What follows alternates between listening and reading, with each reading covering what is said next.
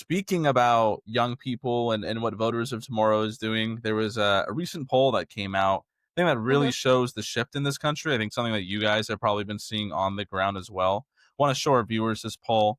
Kind of want you to dissect it if you're able to, but basically shows Trump's support amongst every single voting group is collapsing, but especially amongst the 18 to 29 age group, where he had a 55% approval rating in February of 2025 and the most recent poll has him at 28%. That's a 27-point decrease in support amongst young people. So, what are you seeing on the ground? What is this what is this revolt looking like? A lot of young people I know are fed up with Trump's whole Epstein debacle. They're fed up with the big, beautiful bill taking money away from regular folks, giving it to the rich. What are you seeing on the ground? How do you explain this change? Yeah, absolutely. I think for a lot of young people, it's just like the realization that they've been lied to, and that's not a good feeling, however it happens. You don't like to realize that someone who maybe you thought was gonna be good for you or someone that you trusted has lied to you and obviously is making your life worse and harder. On the campaign trail, Trump made a lot of big promises to young people. Uh, Gen Z, we do kind of have the odds stacked against us. We've got the highest level personal debt of any generation. Housing is unaffordable. We're paying more for essentials like groceries than previous generations. And overall, like, it just feels like it's hard to get by, and it shouldn't be. So, with that in mind, you can kind of understand why a lot of young people were fed up and maybe wanted to vote for something that they saw as like a change in the status quo, because the status quo just isn't working for our generation. It's not. Inflation is high, wages aren't keeping pace. And that's really just what most young people, I think, across any geographic ideological spectrum want, is they just want a fair shake to be able to do well in life and accomplish the things that they want to accomplish.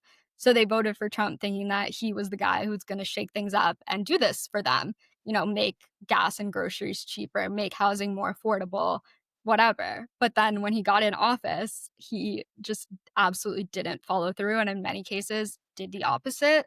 You mentioned the big beautiful bill transferring wealth from normal working people to billionaires.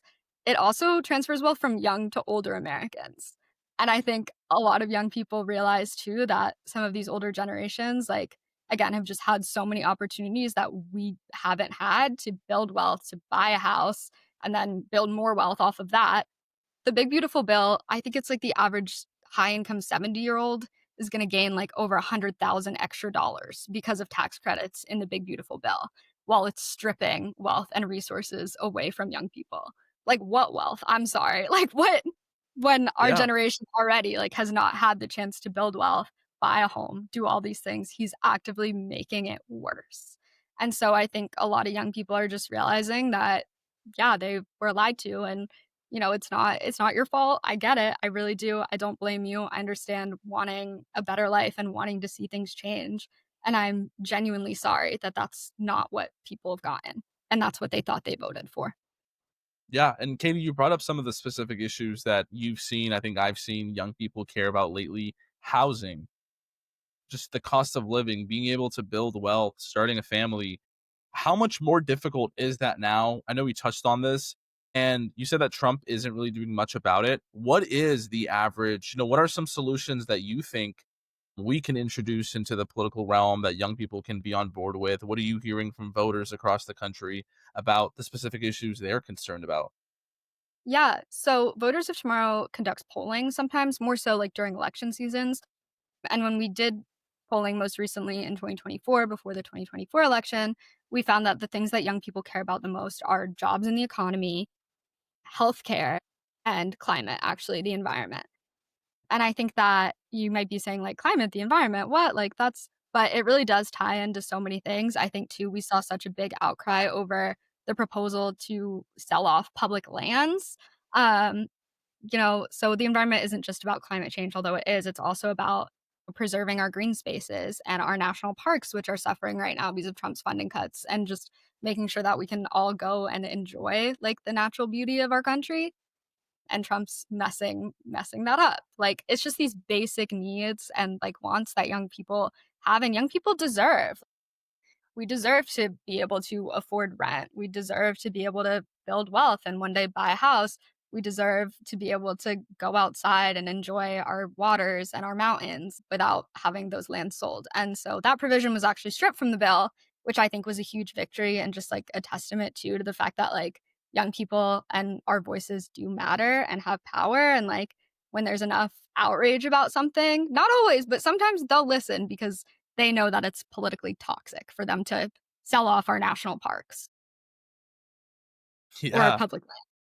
Our public lands. I think that's a great twist on the environment and climate change, where it's not just about protecting ourselves from higher temperatures, the amount of pollution we put into there, which is important, but it's also about the green spaces we have.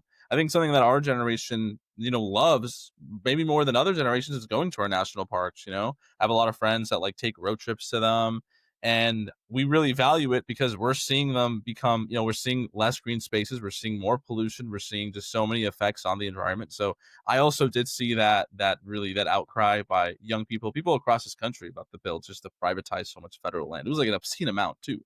I'm like, okay, like these oil and gas companies already have enough land, they have so many permits, first of all, that they're not even using. Why the Yeah, hell are we talk giving them about more government permits? subsidies too, like, yeah. Yeah, you said the number. Why are we giving them more? It just doesn't make any sense. So I think if we can tie that into corruption, I think the oil and gas industry spends so much money in DC. Tie that into corruption.